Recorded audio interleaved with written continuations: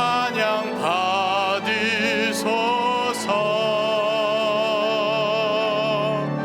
죄 사했네 우리 위해 성령 주셨네. 예수님 찬양 받으소서.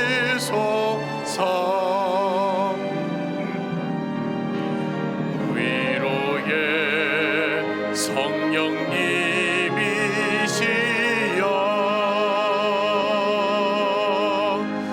위로의 성령님이시여,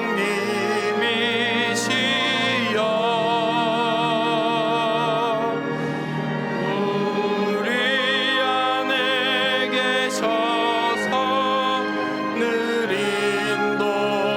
인도하셨네. 위로의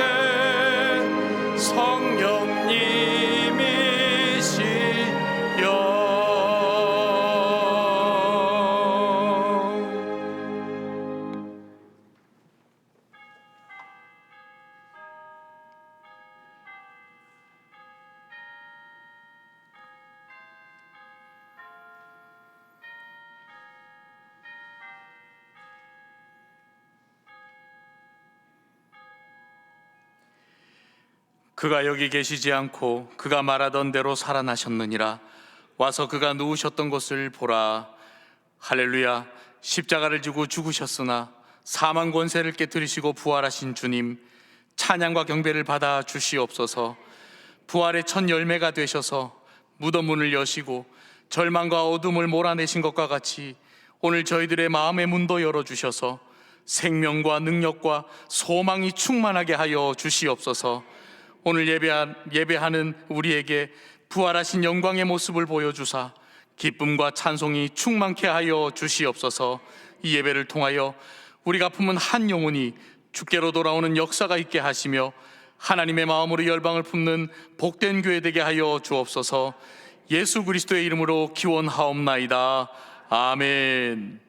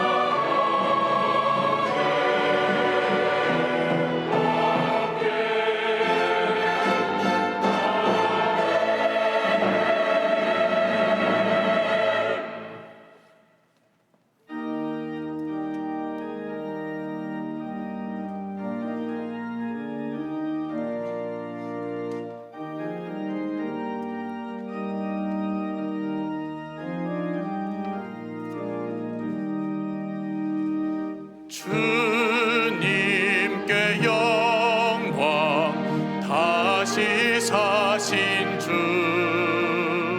사망 권세 모두 이기시었네. 흰 옷 입은 천사 돌을 옮겼고 누우셨던 곳은 비어 있었네. 주님께 영광, 다시 사신 주, 사망 권세 모두 이기시었네.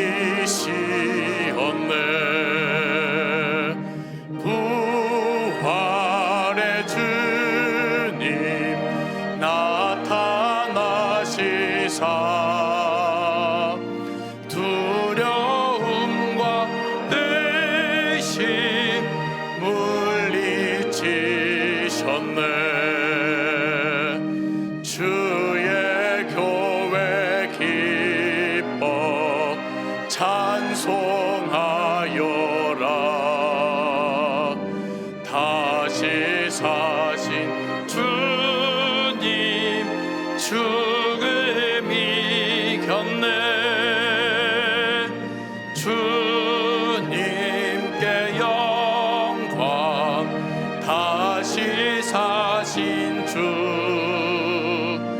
사망 권세 모두 이기시었네.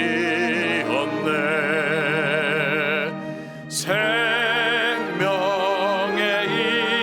임금 영광의 주님 없는 삶은 헛될 뿐이라. 주의 사랑으로 세상 이기고 요단 건너 본향 가게 하소서. 주님께 영광 다시 사신 주 사망 권세 모두 이기시었네.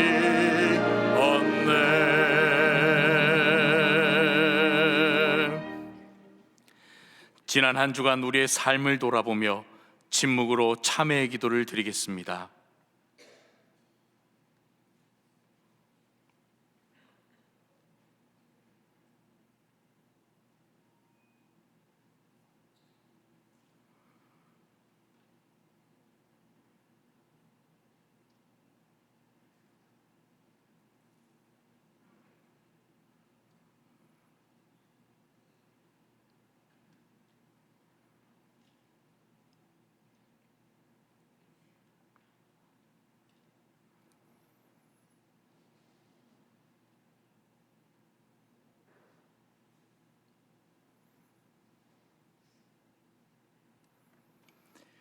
하나님께서 주시는 사죄의 말씀입니다.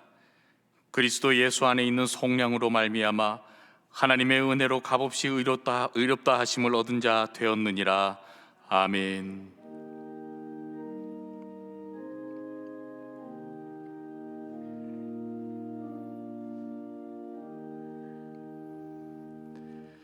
나는 전능하신 아버지 하나님 천지의 창조주를 믿습니다.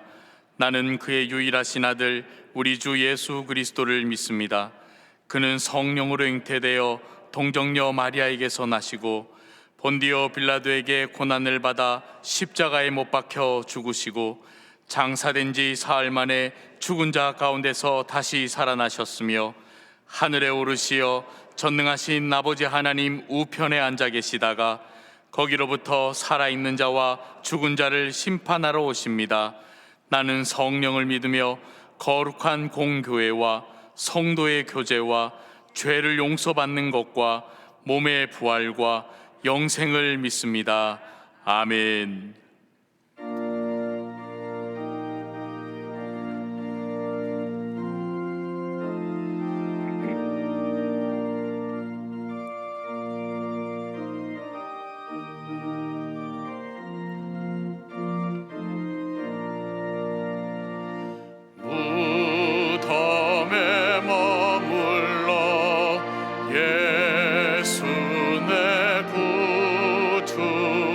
새벽 기다렸네. 예수 내 주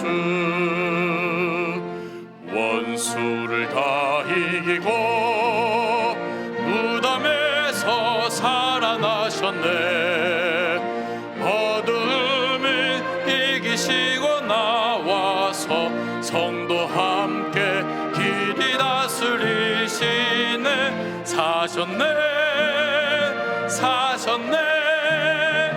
예수 다시 사셨네. 헛되이 지키네 예수 내 구주.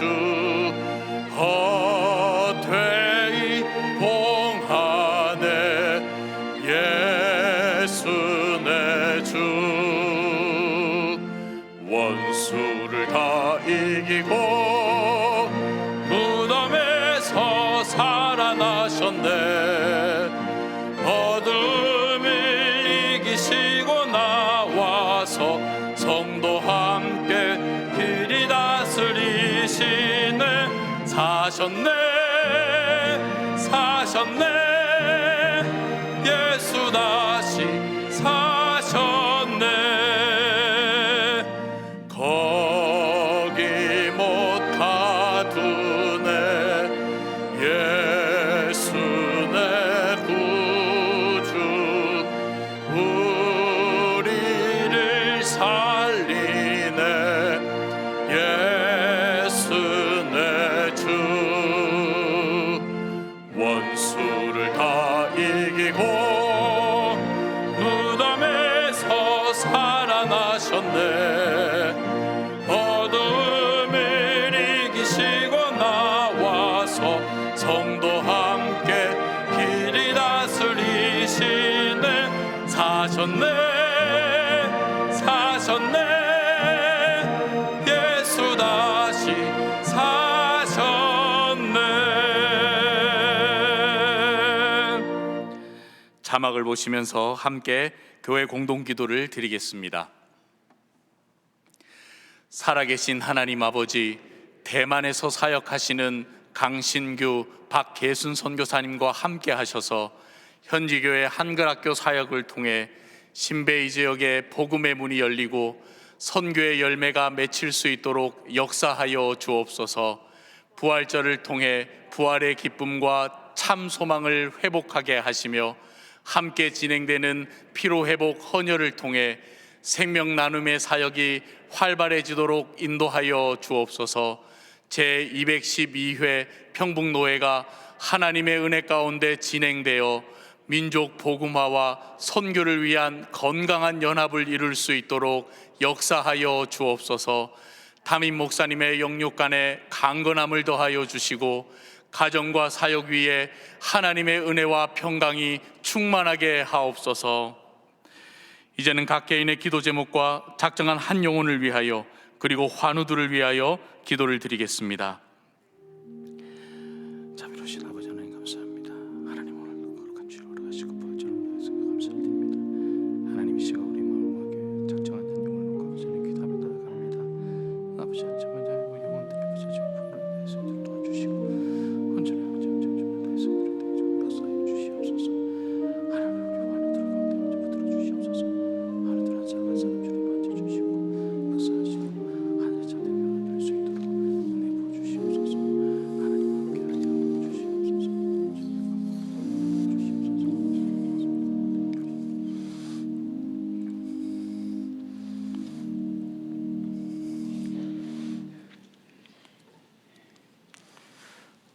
우리의 죄를 대속하시기 위해 독생자를 이 땅에 보내시고 기꺼이 십자가의 대속물로 내어주신 아버지 하나님, 그리스도께서 죄와 사망의 어두운 권세를 깨뜨리시고 다시 사신 부활의 이 아침에 주의 성도들이 함께 주님의 부활을 기뻐하며 주 앞에 나와 예배드립니다.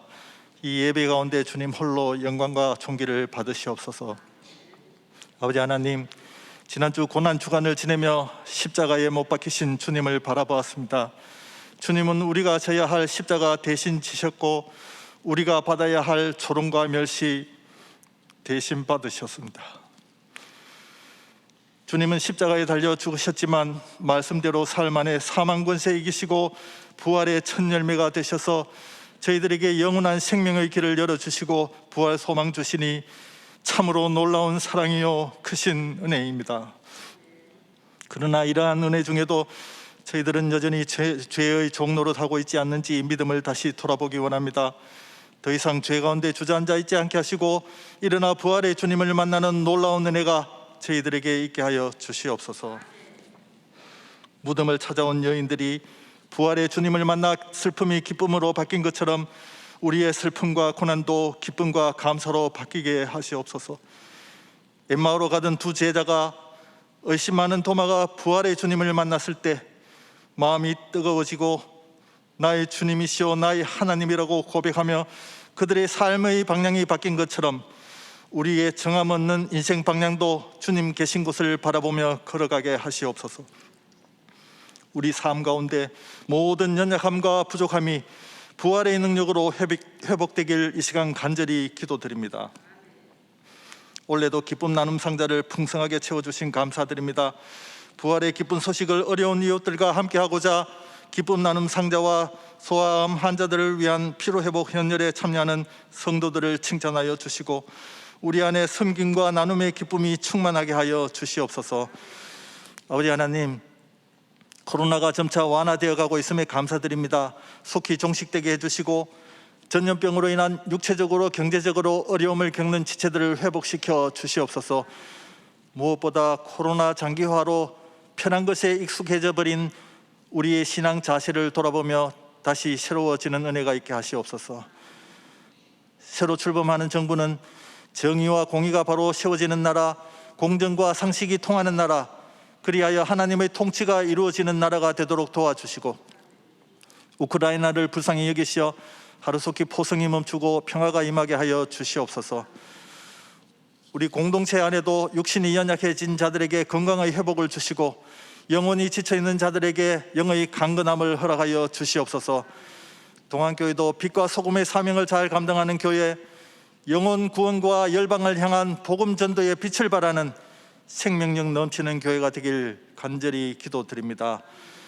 김영준 담임 목사님, 하나님 주시는 능력으로 맡겨주신 사명 잘 감당하시도록 영육 간의 강건함과 성령의 충만함 부어주시옵고 함께 동력하는 모든 교역자들에게도 말씀과 지혜의 충만함 채워주시옵소서.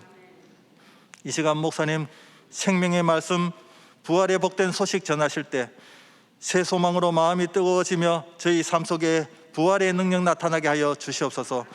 시온 찬양대의 찬양을 기뻐 받아 주시옵고 한결같은 마음으로 예배를 섬기는 모든 이들에게 은혜를 다하여 주시오며 이 모든 말씀 다시 사신 우리 주 예수 그리스도의 이름으로 기도드립니다. 아멘.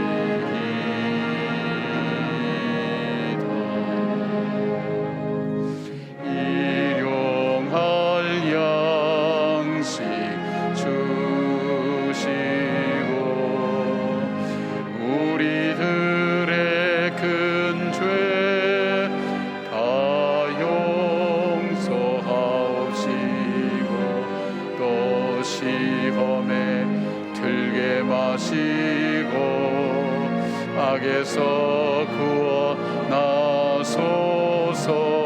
대개 주의 나라 주의 권세 주의 영광 영원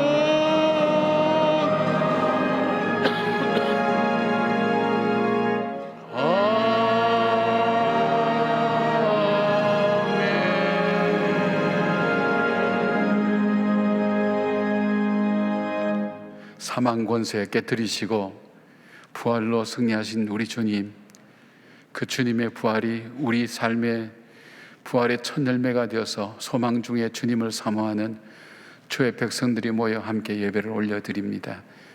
우리를 위한 십자가의 사랑과 부활의 능력으로 우리에게 참 소망을 주신 그 주님을 바라보며 주님의 부활을 목격하며 감격하며 새 소망 가운데 살았던 그 성도들의 새로운 희망과 기쁨이 우리 가운데 가득하기를 소원하는 마음으로 주님 앞에 엎드려 싸우니 성령님 이 시간 강림하여 주셔서 우리 한 사람 한 사람 마음을 어루만져 주시고 지치고 힘든 그 영혼 속에 하나님께서 편히 쉼과 은혜와 복을 베풀어 주셔서 새 힘으로 독수리가 날개치며 창공을 차고 올라가듯 새 힘으로 주 앞에 믿음으로 이 세상을 살아가는 저희들 되게 하여 주시옵소서.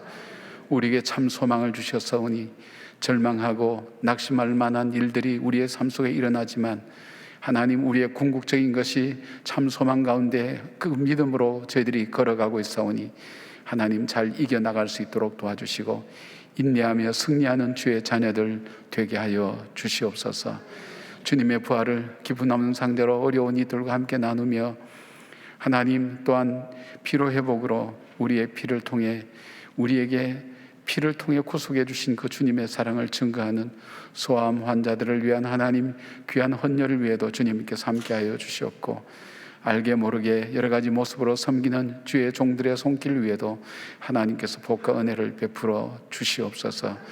우리는 땅의 것을 드리지만 하늘 곳간에 쌓아두시고 하나님, 우리는 썩어질 것을 드리지만 썩지 않을 것으로 거두시는 그 하나님의 능력을 믿으며 우리의 신앙 고백을 담고 주님을 사랑하는 마음을 담고 우리 마음의 소원을 담아 올려드리는 예물 위에 하나님께서 두 손 들어 축복하여 주셔서 이 땅을 살아가며 물질로 인하여 궁핍하지 않게 하시고 물질로 인하여 범죄하지 않도록 도와주시며 물된 동산처럼 풍성케 하여 주셔서 공급해 주시는 주님을 체험케 하여 주시고 인도하신 주님을 만나게 하여 주시하며 보호하시는 주님의 능력을 체험하는 저희들 되게 하여 주시옵소서.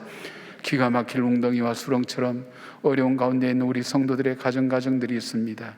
심령들이 있습니다. 하나님, 이 모든 흑암에서 우리를 꺼내어 주시고 자유롭게 하여 주시며 평안케 하시는 십자가의 능력이 증거되고 나타나게 하여 주시고 부활의 소망이 우리 가운데 가득하여서 하나님 어둠과 두려움은 물러가게 하시고 새 소망 가운데 걸어가는 저희들 되게 하시며 승리의 걸음 걸을 수 있는 믿음의 부여함이 풍성하게 넘칠 수 있도록 도와주시옵소서.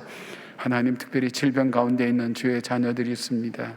하나님, 오랜 시간 질병으로 인하여 지쳐가고 때로는 절망과 매일매일 싸워야 되는 저들 속에 소망의 힘을 부어 주시옵고 치유의 회복을 주님 허락하여 주시오며 다시 일어설 수 있도록 도와주시고 회복할 수 있도록 도와주시고 하나님, 주님 전에서 하나님 함께 예배드리는 복된 시간이 올 수 있도록 하나님 함께하여 주시오며 크고 작은 근심과 염려가 우리 가운데 싸우나 너희 염려를 다 주께 던져버리라고 권고하신 주의 말씀처럼 주님께 다 내려놓게 하여 주시옵고 하나님, 우리를 자유케 하시는 주의 은혜가 우리 가운데 가득하게 하여 주시옵소서.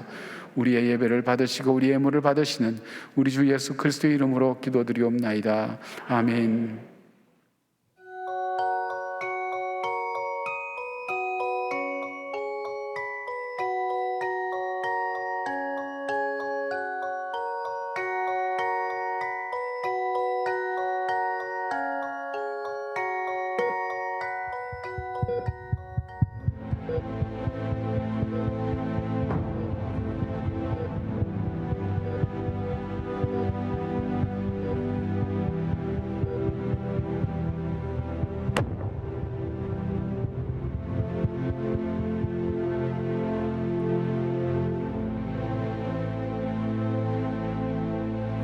지금도 많은 소아암 어린이들이 어려움 속에 있습니다.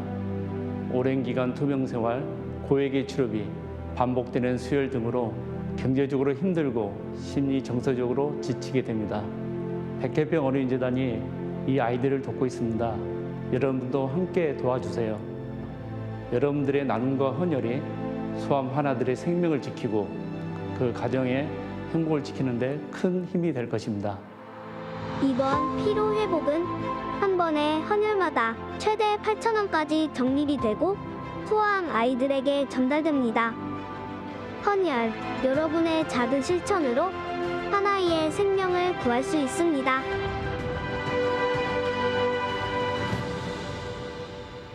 부활주를 맞이해서 주의 전에 나오시고 또 영상으로 예배드린 여러분들 환영합니다. 우리 자회인분들에게 좀 인사하십시다. 오늘은 우리가 인사가 조금 다르게요. 우리 주님 부활하셨습니다. 그렇게 좀 소식 전해 주십시오. 우리 주님 부활하셨습니다. 한 번 더 하시죠. 당신도 부활하실 겁니다. 당신도 부활하실 것입니다. 부활의 소망 가지고 걸어가는 우리 모두가 되기를 바랍니다. 우리가 부활절을 맞이해서 큰 행사를 두 가지를 합니다. 하나는 매년 해왔던, 우리가 16년 동안 해왔죠, 기쁨 나눔 상대를 오늘 마감하게 됩니다. 우리가 한 4,000상자인데 실제로는 한 5,000상자가 필요합니다. 지금 3,500상자 됐다고 그러니까 여러분께서 조금만 더 힘을 더 보태주셔서 필요한 곳에 잘 공급될 수 있도록 여러분 도와주시기를 부탁을 드립니다.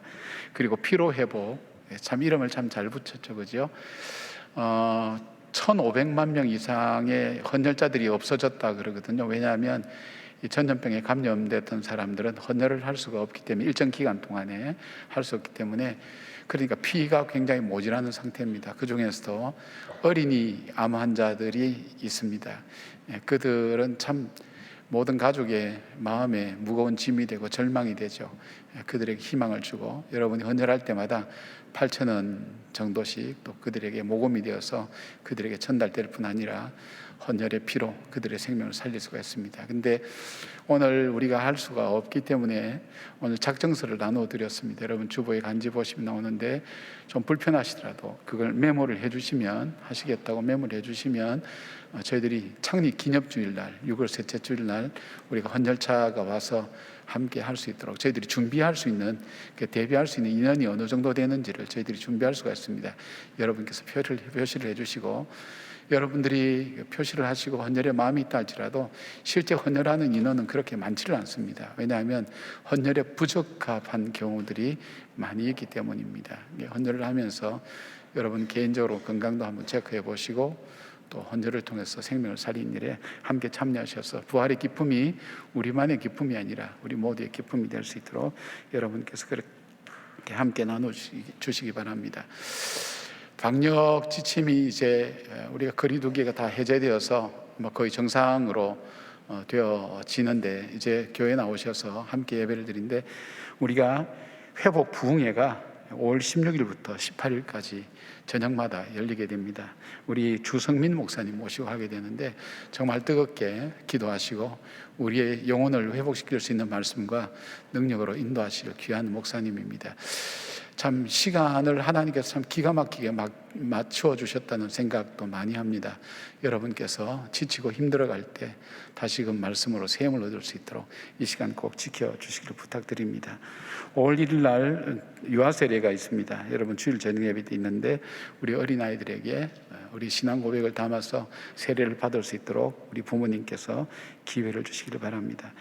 금년에는 우리가 항존 직분자 선거가 있습니다. 여러분께서 준비해 주시고 또 기도로 잘 이루어질 수 있도록 함께 해 주시기 바랍니다.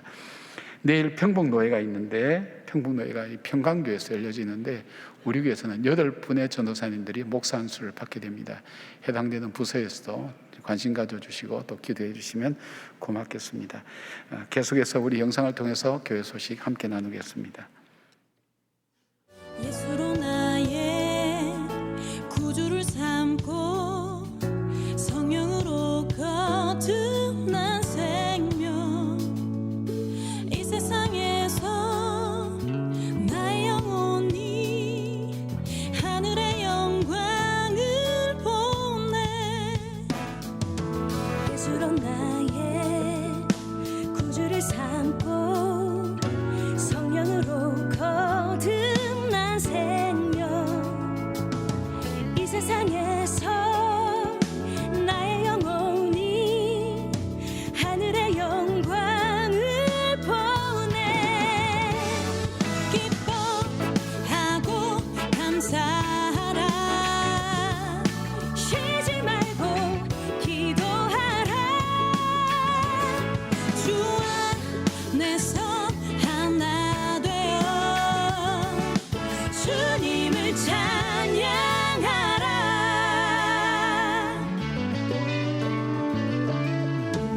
예수로 나의 구주를 삼고 성령으로 거듭난 생명, 이 세상에서 나의 영혼이 하늘의 영광을 보내. 기뻐하고 감사하라, 쉬지 말고 기도하라. 주 안에서 하나 되어 주님을 찬양하라.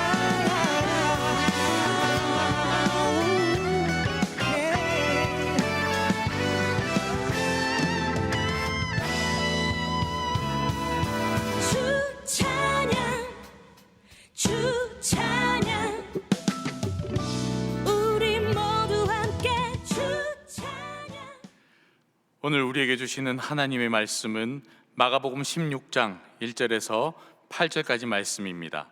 다 함께 일어나셔서 하나님의 말씀을 경청하겠습니다.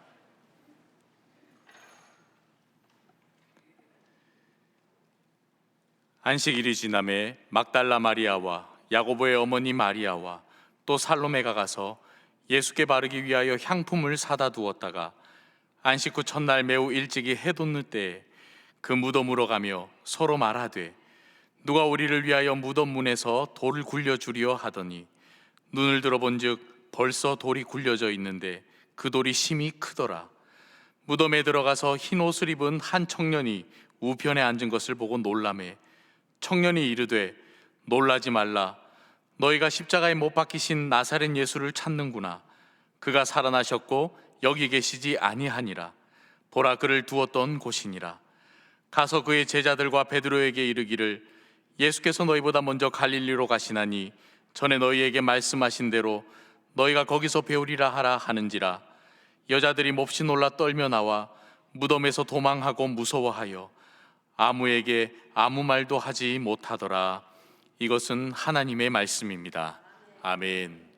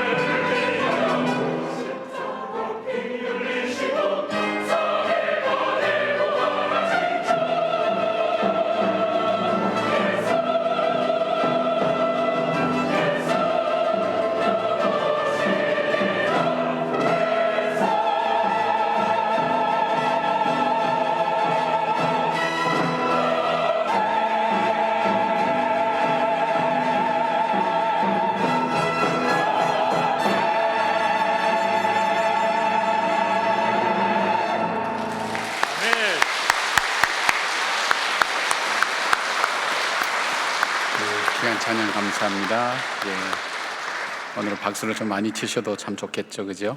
예, 고맙습니다. 대명교회를 섬기는 장창수 목사님, 전 잘 모릅니다만 이분 글을 읽으면서 감동적인 이야기를 볼 수 있었습니다. 오래전 이야기입니다만 2013년 9월 22일 날 주일 낮 12시에 파키스탄 북서부의 페샤와르 지역에 있는 올센트 교회에서 폭탄 테러가 일어나게 되었습니다. 예배를 드리던 성도들에게 피해가 직접적으로 갔죠. 현장에서 98명이 숨지고 173명이 부상을 당하는 큰 사건이 발생했습니다. 교회가 사실 없어진 거나 마찬가지죠. 당시에 파키스탄 포먼대 교수로 있던 정마태 교수님이 테러 후에 페샤와르 지역을 방문하면서 피해를 입은 가족들을 한 가정 한 사람씩 만나면서 그들을 위로하고 또 그들과 대화를 나누는 그런 시간을 가졌습니다. 근데 뜻밖의 재미있는 얘기를 이분이 하게 되었습니다. 그들 피해자 가족 중 대부분인 315명이 테러범들을 용서했다는 것입니다. 궁금하지 않습니까? 가족들을 잃어버리고 참 슬픈 가운데 젖어 있는데 테러범들을 용서한다고 쉬운 얘기는 아니죠. 어떻게 해서 용서하게 됐습니까? 그분들에게 물어봤더니 크게 두 가지로 집약이 되어서 이야기를 하더랍니다. 첫째는 예수님이 우리 죄를 용서해 주셨는데 그 깨끗한 분이, 정결한 분이 용서해 주셨는데 우리같이 죄 많은 죄인이 왜 용서를 못하겠냐고, 우리도 용서함을 받은 사람인데 우리도 용서를 왜 못하겠냐고 하는 것이 첫 번째 이유였고, 둘째는 우리에게는 천국의 소망이 있지 않느냐고, 죽었지만 참 소망을 가지고 천국의 소망 때문에 우리는 용서해 줄 수 있다고 그렇게 대답했다고 합니다. 우리가 인생을 살면서 가장 힘든 삶이 뭐냐면 용서하는 삶 같습니다. 나 자신을 용서하고 다른 사람을 용서하고 때로는 하나님을 용서하는 것이야말로 우리 삶에 참 어려운 부분 같습니다. 그 용서되지 않는 일 때문에 우리가 상처를 안고 지금도 살아가고 있지 않습니까? 그 다음에 우리 인생을 살면서 가장 필요한 것이 있다면 참 소망 같습니다. 소망이 없으면 우리는 죽은 것과 마찬가지입니다. 근데 우리에게 이 용서와 소망의 근거가 되는 것을 성경은 복음이라고 그렇게 말씀합니다. 이 복음은 여러 가지 설명할 수 있지만 그게 십자가의 사랑과 그리고 부활의 능력으로 우리에게 말씀하고 있습니다. 역사적 사건이 되는 십자가의 사건, 죽은 지 사흘 만에 다시 살아나는 예수님의 부활의 사실을 믿는 것, 이것이 바로 이 복음을 믿는 것입니다. 이 믿음은 능력이 되어 나타난다고 얘기합니다. 바울은 로마서 1장 16절에 이렇게 말씀합니다. 내가 이 복음을 부끄러워하지 아니하노니 이 복음은 모든 믿는 자에게 구원을 주시는 하나님의 능력이 됨이라고 그렇게 말씀합니다. 우리는 모두 신앙생활하면서 이 십자가의 구원과 부활의 능력을 체험하기를 원합니다. 어떻게 해야? 왜냐하면 아직도 우리가 예수를 믿는다고 하면서 용서하지 못한 마음을 가지고 살아갈 수도 있고, 이 땅을 살아갈 때 정말 수고와 슬픔밖에 없는 이 세상, 실존주의자들이 얘기한 것처럼 우리가 하루를 더 살았다는 것은 우리가 죽음의 하루를 더 가까이 갔다고 얘기하는 허무한 생각들이 우리 마음을 찾아올 때가 너무 많기 때문입니다. 이 모든 것을 극복하고 이겨낼 수 있는 이 부활의 신앙을 체험할 수 있는 이 삶이 어떤 것일까? 오늘 이 말씀은 우리에게 그런 사실들을 잘 보여주고 있습니다. 어떤 사람이 십자가의 사랑과 이 부활의 능력을 체험할 수 있습니까? 첫 번째로 예수님을 섬기는 사람이라고 말씀하고 있습니다. 복음의 가장 핵심이면서도 세상을 바꾸는, 사람을 바꾸는 부활 사건을 기술하는 각 복음서마다 온 세상에 정말 가장 이 소중한 소식인 이 부활의 이 소식이 누구로부터 시작되었는가? 바로 이 부활의 소식은 바로 여인들로부터 시작되었다고 그렇게 말씀을 전하고 있습니다. 16장 1절 2절에 보니까 안식일이 지남에 막달라 마리아와 야고보의 어머니 마리아와 또 살로메가 가서 예수께 바르기 위하여 향품을 사다 두었다가 안식 후 첫날 매우 일찍이 해 돋을 때에 그 무덤으로 가며 그렇게 말씀하고 있습니다. 예수님 당시에 여성들의 위치는 보잘것이 없었습니다. 심지어는 아이들과 여성은 인구 수에도 넣지도 않았으니까 그렇게 대단한 존재라고 얘기할 수는 없죠. 그런데 이 보잘것없는 이 여성들을 통해서 가장 소중한 이 부활의 소식이 증거되고 전달되게 했던 이유가 뭘까? 여성들이기 때문에 그랬을까? 그 당시 천대받고 또 어려움을 당하는 이 여성들, 또 어려움을 겪는 분들과 예수님은 늘 함께 하시기 때문에 그분들을 존중하고 사랑하는 마음 때문에만은 했을까? 그것만 아니라 오늘 성경의 한 구절은 우리에게 중요한 것을 보여주고 있습니다. 15장 41절에 이 말씀이 있습니다. 이들은, 그러니까 이 여성들은 예수께서 갈릴리에 계실 때에 따르며 섬기던 자들이요, 이렇게 소개하고 있습니다. 여기에 섬긴다는 헬라어 디아코노는 디아코네의 3인칭 복수 미완료 능동태입니다. 이런 말씀 드려도 잘 모르겠습니다만 이걸 밝히는 이유가 뭐냐면 자발적으로 그리고 계속해서 예수님을 섬겼던 사람이라는 것을 말씀하고 있습니다. 그들이 지금 어느 자리까지 와 있냐면 마가복음 15장에는 그들이 십자가에 예수님이 못 박히는 그 자리까지 와 있고, 이 여인들은 주님이 부활하신 그 현장에 갔던 그 여인들, 그래서 그 여인들을 통해서 복음이 증거되었다고 그렇게 말씀하고 있습니다.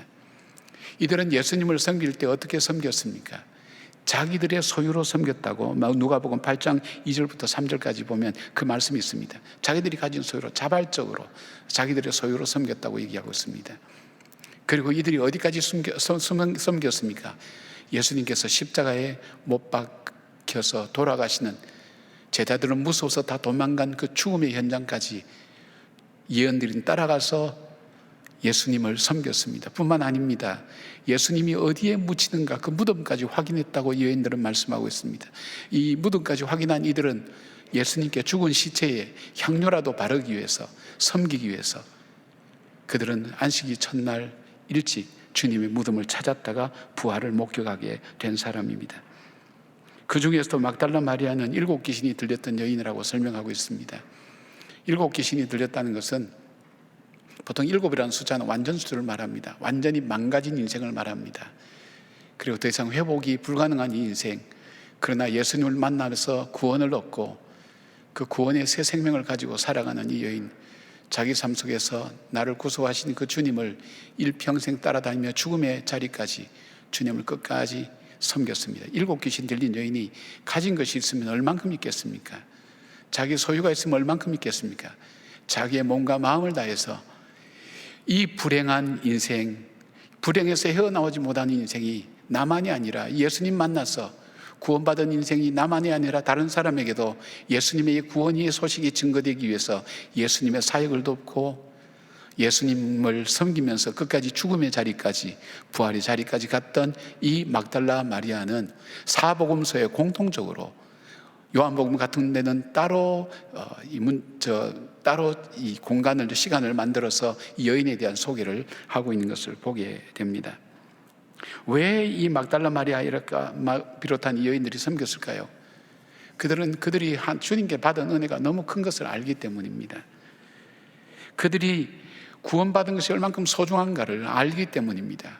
그리고 그 구원이 너무 감사하기도 하지만 이 구원이 나만의 구원이 아니라 고통받는 모든 사람의 동일한 구원이 되었으면 좋겠다는 그 간절함이 이들 마음속에 있었기 때문에 끝까지 예수님을 섬겼던 사람입니다. 그런데 주님은 이 섬기는 자에 대한 특별한 배려와 사랑과 축복이 있다는 것을 말씀하고 있습니다. 마리아와 마르다, 그리고 나사로가 있는 이 베다니 동네에 예수님은 자주 머물렀습니다. 그 집에서 예수님의 일행을 초청했습니다. 예수님 대접하기를, 섬기기를 기뻐했습니다. 그래서 예수님이 이 베다니에 이 마리아, 이 나사로의 집에 자주 갔습니다. 그런데 이 가정에 나사로가 죽었을 때 예수님이 그 집에 찾아가지 않았습니까? 죽은 지 나흘이나 되는 냄새가 나는 그 무덤에 가셔서 예수님이 슬피 우셨다고 그렇게 말씀합니다. 그리고 나사로여 나오너라 하면서 죽은 나사로를 부활시켜 주신 겁니다. 부활을 경험하게 된 겁니다. 섬겼던 그 가정에 주님께서 주신 축복은 부활의 능력과 부활의 체험으로 그 가정을 회복시켜 주신 것을 보게 됩니다. 우리 모두 예수 그리스도를 통해서 구원함을 받은 백성들입니다. 우리가 받은 그 구원이 얼만큼 크고 놀라운가 하는 것을 알면 알수록 우리 속에 감사는 깊어질 것입니다. 그 은혜가 얼만큼 나에게 소중하고 귀중한 것인가 하는 것을 알면 알수록, 깨달으면 깨달을수록 우리는 끝까지 주님을 섬기고 사랑할 것입니다. 그리고 이 축복이 나만의 축복이 아니라 정말 나와 함께 살아가는 이 사람들, 절망과 좌절 가운데 사는 사람들이 주님으로 인해서 함께 구원을 받고 힘을 얻기를 원하는 그 간절함이 우리 마음속에 있을 것입니다.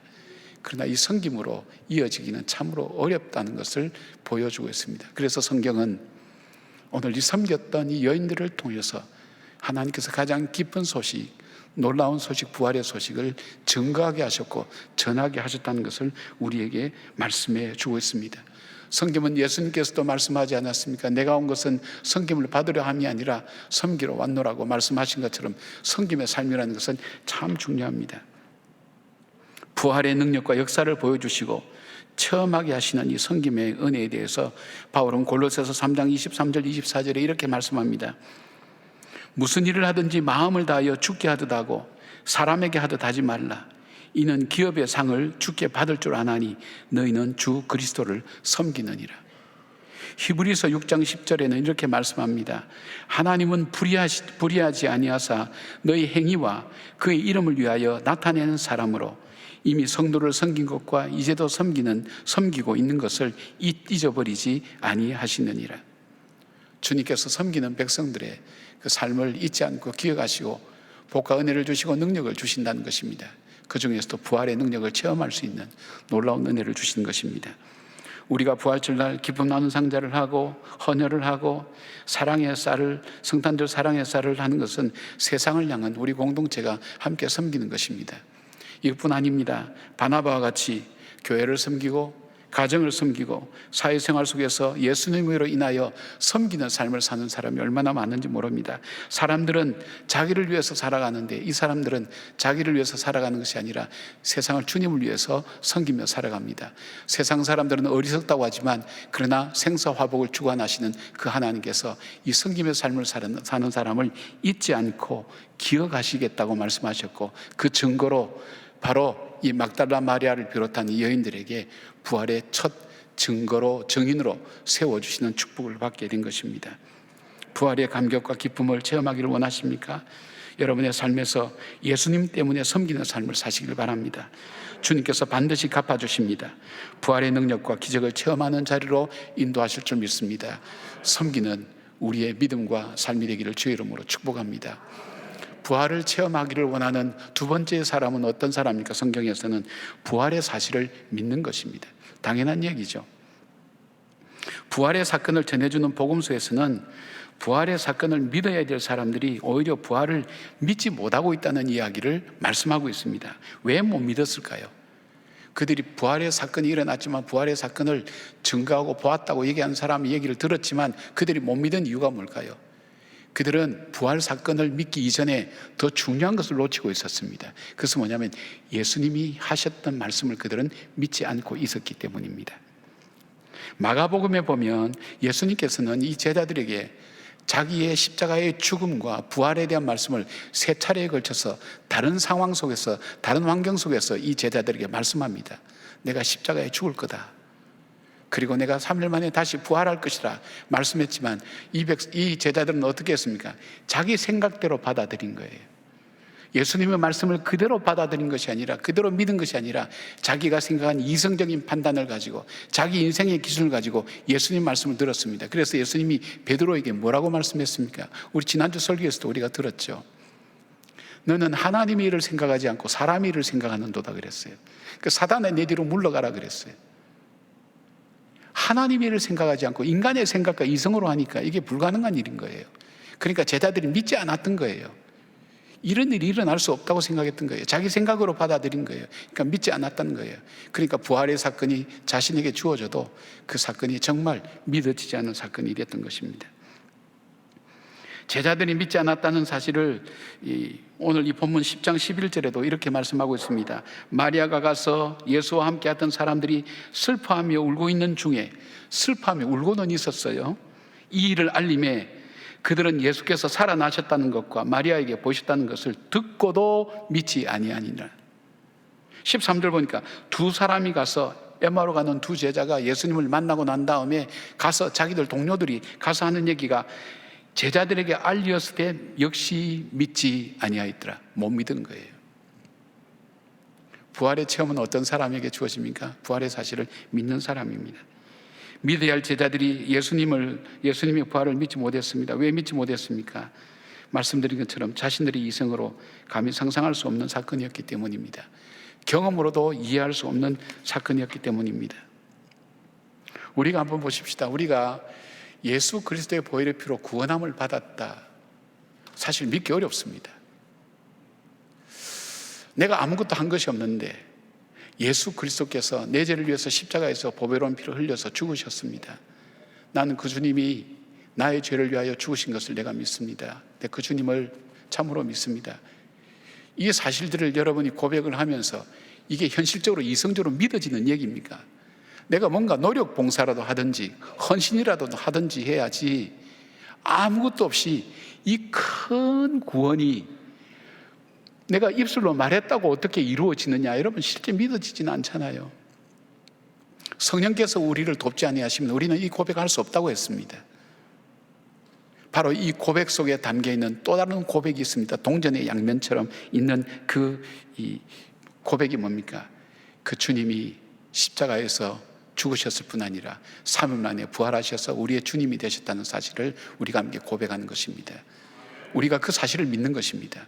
사랑하는 여러분, 이 사실을 믿을 때에 부활이 체험됩니다. 성경은 내가 다 이해가 되기 때문에 성경이 믿어지는 것이 아니라 세상의 진리와 세상의 지식은 그렇습니다. 내가 이해가 되고 설득이 되고 논리적으로 맞기 때문에 내가 믿지만은 성경은 믿을 때에 그것이 보이기 시작합니다. 알게 됩니다. 사랑하는 여러분, 부활하신 주님을 믿으시기를 바랍니다. 그 주님이 지금도 살아계셔서 우리의 주님 되신 것을 믿는 믿음의 사람 되시기를 주의 이름으로 축원합니다. 미국에 리 스트로벨 목사님이 있습니다. 이번에 예일대 법대 대학원을 졸업하고 시카고 트리뷴지에서 기자 생활을 14년간 하면서 언론사에서 법률 자문 또 법률 담당 기자로 그는 그렇게 일했습니다. 철저한 무신론자였습니다. 교회에 대해서 굉장히 반목을 가지고 있는 사람이었습니다. 그런데 그가 아내를 만나면서 아내가 믿는 아내의 소개를 통해서 예수를 소개받게 됩니다. 그래서 기자의 정신과 법률가의 그 마음을 가지고 이게 정말 내 아내가 믿는 게 사실인지 허구를 믿는 것은 아닌지 조사하기 시작했습니다. 21개월 동안 무려 2200여 편의 논문과 자료를 수집하고 그가 할 수 있는 모든 자료를 다 정리하고 난 다음 그가 마침내 항복하고 굴복하고 그가 고백했던 고백이 예수는 역사다, 사실이라는 것을 그는 고백했습니다. 그러니까 그가 부활의 증거라는 책에서 부활의 사건을 5개의 사실로 설명했습니다. 이 부활이 사실이라는 것. 첫째, 예수는 십자가에서 실제로 죽으셨다. 두 번째, 제자들은 그분이 부활하여 자기들에게 나타나셨다는 것을 믿었다. 세 번째, 교회를 박해하던 바울이 회심했다. 네 번째, 예수의 동생인 회의론자 야고보가 회심했다. 다섯 번째, 예수의 무덤은 비어 있었다. 그 후에 그는 기독교 변증에 굉장히 공로를 세운 공로로 신학대학에서 박사학위도 받게 됩니다. 우리가 삶의 주인이라고 하지만 주인은 자기 마음대로 할 수 있어야 되는데 우리는 우리 인생 마음대로 할 수 없습니다. 이 결정적인 게 뭐냐면 이 죽음의 문제입니다. 죽음의 문제는 나에게 달려있는 것이 아닙니다. 죽음 앞에는 어떤 지식도 지위도 경험도 연륜도 지혜도 아무것도 소용이 없습니다. 사망 권세야말로 얼마나 크고 놀라운 권세인지 모릅니다. 그래서 우리는 사망 권세 앞에 두려워 떨고 있습니다. 그렇다면 우리의 주인은 누굽니까? 사망 권세입니다. 내 삶을 좌우하고 주장하는 것도 사망 권세입니다. 그런데 죽음이 우리를 지배하는데 우리가 십자가에 말씀하신 우리 주님의 말씀을 믿고 그의 부활을 믿는다면 우리는 진정 달라집니다. 바울은 부활의 논쟁이 있었던 고린도 교회에 이렇게 편지합니다. 고린도전서 15장 14절에 그리스도께서 만일 다시 살아나지 못하셨으면 우리가 전파하는 것도 헛것이요 또 너희 믿음도 헛것이며 17절 그리스도께서 다시 살아나신 일이 없으면 너희의 믿음도 헛되고 너희가 여전히 죄 가운데 있을 것이요 19절 20절은 더 절박하게 와닿습니다. 만일 그리스도 안에서 우리가 바라는 것이 다만 이 세상뿐이면 모든 사람 가운데 우리가 더욱 불쌍한 자이니라. 그러나 이제 그리스도께서 죽은 자들 가운데서 다시 살아나사 잠자는 자들의 첫 열매가 되셨도다. 그렇게 말씀하고 있습니다. 얼마나 안타까운 심정으로. 부활 논쟁이 있을 수 있죠. 보지 못한 사람들에게 그 논쟁이 있을 수 있죠. 그런데 바울은 바로 이 고린도 교회 교인들에게 말씀합니다.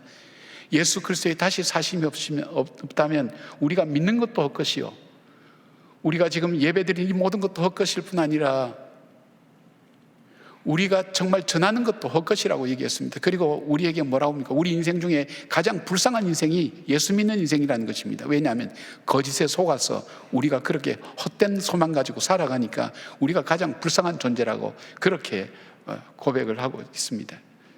고린도 교회에 그렇게 얘기합니다. 고린도 교회만 그렇게 얘기할까요? 오늘 믿지 못하는 우리 안에 있는 고린도 교회 같은 우리 자신 속에 동일하게 말씀하고 있지 않을까요? 우리가 이 믿음이 없다면 우리가 전파하는 것도 우리가 믿는 것도 다 헛것이라는 것, 그리고 우리가 가장 인생에 있어서 불쌍한 자라는 것, 그것이 사실이 아닐까요? 그러나 이 예수 그리스도의 부활을 믿는 그 백성에게는 하나님께서는 부활의 능력을 체험케 하십니다. 부활의 소식을 주님께서 분명히 우리에게 증거하게 하십니다. 그리고 그 일들을 통해서 우리의 삶을 바꾸시고 우리의 생애를 바꿔 나가시는 것을 보게 됩니다. 부활의 사실을 믿는 우리 모두가 되기를 주님의 이름으로 축복합니다. 세 번째, 부활을 체험하는 사람은 어떤 사람입니까? 부활의 사실을 증거하는 증인의 삶을 사는 사람입니다. 우리의 삶은 부활의 증인으로 살아가는 것입니다. 마가복음 16장 6절 7절에 이런 말씀이 있습니다. 청년이 이르되 놀라지 말라, 너희가 십자가에 못 박히신 나사렛 예수를 찾는구나. 그가 살아나셨고 여기 계시지 아니하리라. 보라, 그를 두었던 곳이니라. 가서 그의 제자들과 베드로에게 이르기를 예수께서 너희보다 먼저 갈릴리로 가시나니 전에 너희에게 말씀하신 대로 너희가 거기서 배우리라 하는지라. 15절 보니까 이어서 또 이르시되 너희는 온 천하에 다니며 만민에게 복음을 전파라고 말씀합니다. 복음을 믿는 삶이 어떤 삶입니까? 그리스도의 십자가와 부활을 믿는 삶입니다. 그러면 이 부활과 십자가를 증거하는 삶이 뭘까요? 우리의 삶을 통해서 부활의 증인으로 살아가는 겁니다. 나는 예수 그리스도의 죽으심과 부활을 나는 믿어. 그리고 그 부활을, 죽으심과 부활을 믿는 삶이 어떤 삶일까요? 성경은 우리에게 거룩한 삶에 대한 것을 말씀하고 있습니다. 거룩한 삶은 다른 말로 하면 구별된 삶입니다. 이 세상에 속한 사람들이 실망하고 낙심하는 그들처럼 그렇게 살지 않고 참 소망을 가진 자답게 살기를 원하는 것, 이것이 바로 증인의 삶입니다. 저 사람 보면 정말 예수님이 저 사람을 죽으셨구나, 예수님이 부활하셨구나, 그리고 참 부활의 천일매가 되셔서 자기도 부활할 것을 믿고 살아가는구나 하는 그 증인으로 우리가 살아가는 것을 말합니다. 그것을 잘 보여주는 것이 누가복음 24장에 나오는 엠마오로 가는 두 제자의 설명입니다. 예수님의 십자가를 바라본 그들은 실망해서 낙심해서 그들은 예루살렘에서 저 변방인 엠마오로 그들은 걸어 내려가고 있었습니다. 삶의 중심부에서 사명의 자리에서 그냥 절망과 실망의 자리로 걸어 내려가고 있었습니다. 터벅터벅 힘없이 그 삶의 방향이 죽음을 향해서, 좌절과 절망을 향해서 걸어가는 삶의 방향입니다. 그들이 길에서 나눈 대화가 무엇입니까?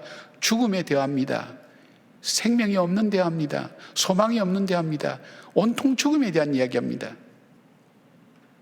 그리고 그들의 얼굴빛은 어떤 표정이라 그랬습니까? 성경은 그들이 슬픈 빛을 했다고 했습니다. 슬픈 빛의 얼굴은 어떤 얼굴일까요? 사랑한 사람을 잃어버린 사람의 표정입니다. 삶의 의미를 상실한 사람의 모습입니다. 삶의 목표를 잃어버린 사람의 방황입니다. 슬픈 빛을 하고 갔다는 겁니다. 그들 위해 부활하신 주님이 동행하셨습니다. 주님의 부활을 그대로 뒤에 그들이 깨닫고 난 다음 그 밤에 그들은 자기들이 가던 길을 돌이켜서 새로운 길로, 왔던 길로 다시 올라가게 되었습니다. 사명의 길, 바로 예루살렘으로 다시 올라갑니다. 제자들이 있는 곳, 주님이 약속하신 곳, 주님이 말씀하신 그 말씀을 따라 다시 올라가게 됩니다. 삶의 방향이 바뀌게 됩니다. 절망과 좌절과 원망이 변하여서 소망과 생명과 사명과 그리고 우리에게 주어진 이 모든 것을 증거하는 증인의 삶으로 그들의 삶의 방향은 달라집니다. 그들의 대화가 바뀌었습니다. 오늘 제자를 믿지 않는 제자들은 죽음을 얘기하는데 이들은 생명을 얘기합니다. 소망을 얘기합니다. 우리가 살아가는 삶이 하루를 더 살았기 때문에 우리가 죽음에 더 가까이 왔다 얘기하는 그 사람들이 아니라고, 이제 우리의 삶은 사명이라고, 우리의 남은 생애는 사명이라고, 주께서 우리에게 전해주신 이 복음을 전하는 것이 우리의 삶이라고, 생명의 삶이라고. 오늘 우리가 죽은 것 같지만 우리는 살아있는 삶이라고. 그리고 그들의 표정은 슬픈 빛이 아니라 부활을 확인하고 난 다음에 그들은 생명과 소망의 표정으로 바뀌어졌습니다. 삶의 걸음걸이가 바뀌어졌습니다. 수고와 슬픔밖에 없는 이 세상이 아니라 바로 그런 세상에 소망을 전하는 사람의 발걸음이 된 것입니다. 낙심의 언어가 우리들 속에 없어져야 됩니다. 그래서 예수 그리스도를 믿는, 우리가 부활의 소망을 믿는 우리들 속에 우리의 삶은 무엇일까요? 오늘 하루도 우리는 하루 죽어가고 있다는 이 생각에서 벗어나야 됩니다. 우리는 우리의 남은 생에는 언제 하나님께서 우리를 불러가실지 알 수 없지만 남은 기간 동안 우리는 사명의 삶을 살아가는 삶이다. 그냥 사는 것이 아니라 우리에게 이 부활을 증거하고 그리고 예수 그리스도의 죽으심과 부활을 증거하는 증인의 삶을 살아가는 것입니다. 삶의 방향이 바뀌는 것입니다. 사명을 가지고 살아가는 것입니다. 내가 어떤 형편에 있든 간에 이 복음을 증거하는 사명을 가지고 살아가는 것입니다. 우리 언어 속에는 소망의 언어가 가득 차야 됩니다. 미래를 향한 소망의 언어가 가득 차야 됩니다. 썩어질 이 세상에선 이야기하는 소망이 아니라 정말 변치 않은 하나님의 놀라운 이 영적인 능력을 증거하고 전하는 소망의 언어가 우리들 속에 가능합니다. 우리는 부족하지만, 우리는 연약하지만 지금 나와 함께 하시는 그 주님과 함께 하는 겁니다. 나사로의 죽음 앞에 예수님께서 마르다에게 이렇게 말씀하십니다. 요한복음 11장 23절, 예수께서 이르시되 내 오라비가 다시 살리라. 그러니까 마르다가 24절 이렇게 고백하죠. 마르다가 이르되 마지막 날 부활 때에는 다시 살아날 줄을 내가 아나이다. 25절 26절에 주님께서 이어서 마르다의 대답 앞에 이렇게 선포합니다.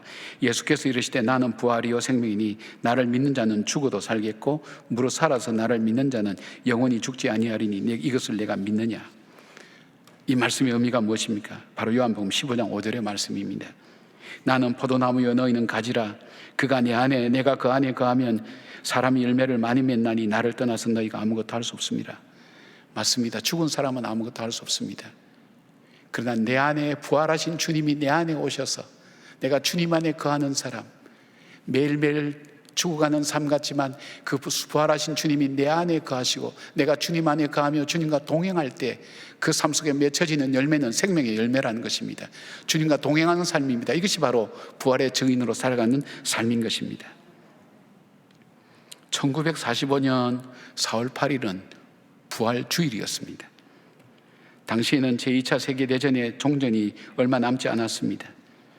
그래서 히틀러는 전쟁이 끝나기 전에 자기의 정적들을 죽이기로 작정하고 사형을 계속해서 집행하고 있었습니다. 그 중에 한 사람이 바로 보네포 목사님이었습니다. 그 부활주일 아침 동료들과 부활절 예배를 드리고 있을 때에 감방문이 열리면서 군인들이 보네포 목사님을 이렇게 세웠습니다. 바로 사형 집행을 하겠다는 의미였습니다. 함께 수감된 사람들은 비통한 목소리로 인사합니다. 그것이 무슨 의미인지 알기 때문입니다. 목사님, 이제 마지막이군요. 안녕히 가십시오. 그런데 그들의 인사를 받은 보네포 목사님은 오히려 미소를 띄우며 이렇게 말했다고 합니다. 아닙니다. 지금은 마지막이 아니라 새로운 시작입니다. 새로운 시작이 일어나고 있습니다. 그날 사형을 집행한 현장에 있었던 독일 플로센비르크 강제 수용소 담당 군의관 마틴 베스게는 1945년 4월 9일 일기에 이렇게 기록하고 있습니다. 히틀러에 의해 독일의 장성들도 사형을 당하고 외국인들도 사형을 당했다. 그 중에 나의 영혼을 사로잡은 사람은 보네포 목사였다. 그는 처형장으로 가기 전 오랫동안 기도하고 있었다. 교수에 올라가서도 잠시 기도했다. 오랫동안 사형수를 보았지만 그렇게 기도하는 사람은 처음 보았다. 나는 그런 죽음을 본 적이 없다. 저렇게 평안하고 기쁘고 담대하게 죽음을 맞이하는 사람은 아무도 없었다. 왜 그럴까요? 부활신앙에 대한 고백이 있었기 때문입니다. 우리는 사망이 여전히 우리의 왕노릇하는 것처럼 그렇게 보여집니다. 그러나 우리가 반드시 부활한다는 사실, 부활의 주님이 우리 안에 계신다는 사실을 믿는 사람은 죽음 앞에서도 담대할 수가 있는 것입니다. 우리 주님이 부활의 첫 열매가 되시고 우리 가운데 함께 거하십니다. 이 믿음 붙들고 담대하게 사는 여러분들 되기를 바랍니다. 부활의 논쟁이 있는 고린도 교회예요. 이 부활장 마지막 절에 바울은 고린도 교회 교인들에게 이렇게 권면합니다. 15장 57절부터 58절까지 우리 주 예수 그리스도로 말미암아 우리에게 승리를 주시는 하나님께 감사하노니 그러므로 내 사랑하는 형제들아 견실하며 흔들리지 말고 항상 주의 일에 더욱 힘쓰는 자들이 되라. 이는 너희 수고가 주 안에서 헛되지 않은 줄 알미라. 우리는 삶을 살아갈 때 다 헛된 거야 얘기할지 모르지만 주 안에서 더욱 견고하고 견실해라. 이 소망, 부활의 소망을 붙들고 있는 우리의 삶은 결코 헛된 삶이 아니다. 우리가 어떤 일을 하든 헛된 삶이 아니다. 이 소망을 잃지 말고 이 믿음 붙들고 살아가라는 권면의 말씀, 그것은 바로 오늘 저와 여러분을 향한 우리 하나님의 말씀입니다. 기도하겠습니다. 하나님 고맙습니다. 주님을 끝까지 섬기던 이 여인들,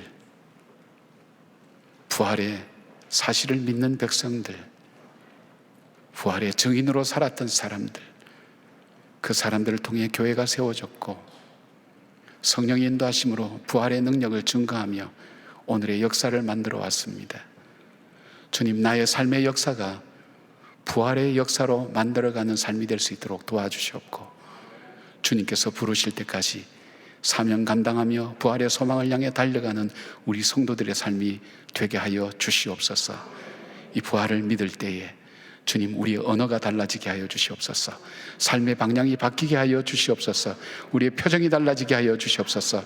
참 소망 되신 주님을 붙들고 믿음으로 이겨나가는 주의 성도들 되게 하여 주시옵소서. 예수님의 이름으로 기도드리옵나이다. 아멘. 다 함께 일어나셔서 찬송가 171장 부르시겠습니다.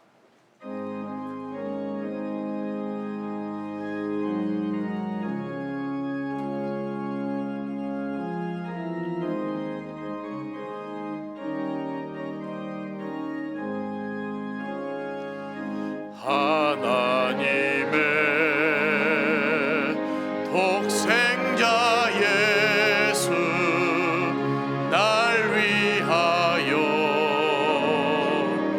오시었네. 내 모든 죄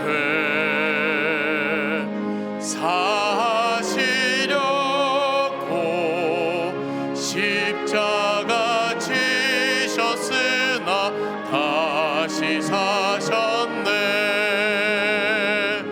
살아계신 주 나의 참된 소망 두려움이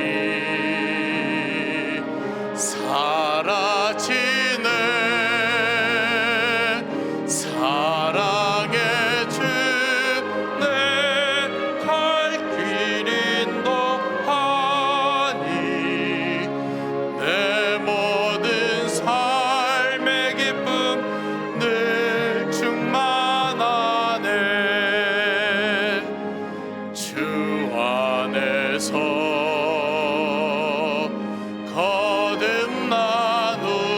거듭나누리 기뻐하며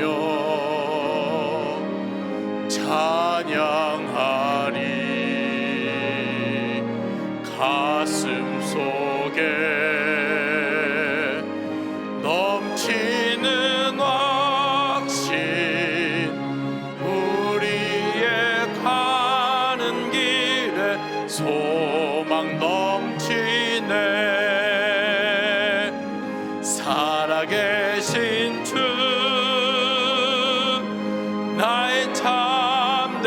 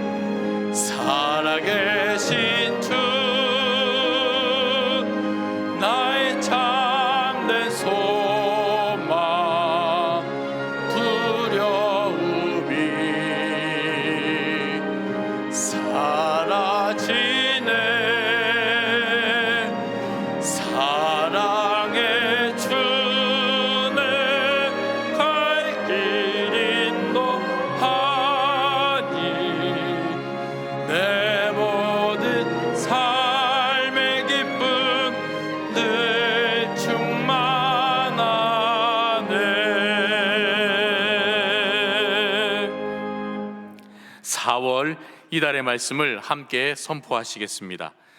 이같이 너희 빛이 사람 앞에 비치게 하여 그들로 너희 착한 행실을 보고 하늘에 계신 너희 아버지께 영광을 돌리게 하라.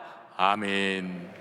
이제는 우리 주 예수 그리스도의 은혜와 우리 하나님 아버지의 귀한 사랑과 성령님이 함께 하심이 섬기는 자에게, 부활을 믿는 자에게, 부활의 증인으로 살아가는 자에게 부활의 능력을 체험케 하시는 그 하나님을 믿음으로 고백하며 입술로 선포하며 삶을 통해 증인으로 살기로 다짐하는 주의 백성들 삶 가운데 이분들과 관계된 일들과 사람들 위해, 이 나라와 이 민족 위에, 이 땅에 선교하는 선교사님들 위해 지금부터 영원까지 함께 하시기를 간절히 축원하옵나이다.